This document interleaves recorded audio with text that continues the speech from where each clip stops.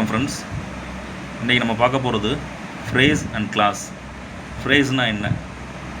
Subject, finite verb, இது ரெண்டுமே இல்லைன்னா அதை ஃப்ரேஸ்ன்னு சொல்கிறோம். கிளாஸ் அப்படிங்கிறது சப்ஜெக்ட்டும் இருக்கும், ஃபைனைட் வேர்பும் இருக்கும். சரி, சப்ஜெக்ட் அப்படின்றது என்ன? ஒரு செயலை செய்கிறது, யார் செய்கிறாங்க, டூயர் ஆஃப் த ஆக்ஷன், அது சப்ஜெக்ட்.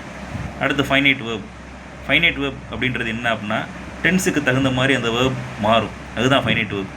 எக்ஸாம்பிள் பாருங்கள். She writes a letter. Writes அப்படின்றது பர்சன்ட் டென்ஸ், அதை நம்ம எந்த டென்ஸுக்கு வேணாலும் மாற்றிக்கலாம். அடுத்து தே பிளேட் கிரிக்கெட். இதுலேயும் வேர்ப் பிளேட் அப்படின்றது பாஸ்ட் டென்ஸில் வந்துருக்கு. இதையும் நம்ம என்ன டென்ஸ் வேணாலும் மாற்றிக்கலாம். இப்படி மாற்றக்கூடிய வேர்பு தான் ஃபைனைட் வேர்ப்.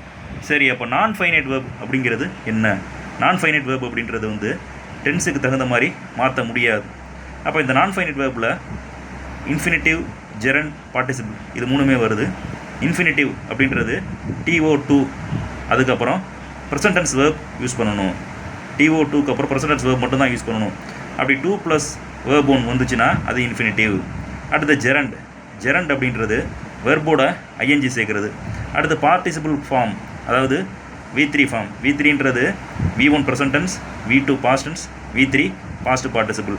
இது மூணுமே நம்ம நான் ஃபைனைட் வேர்ப் அப்படின்றத சொல்கிறோம். அடுத்து கிளாஸ் வாங்க. கிளாஸை நம்ம ரெண்டாக பிரிக்கிறோம். ஒன்று சபார்டினேட் கிளாஸ், இன்னொன்று மெயின் கிளாஸ்.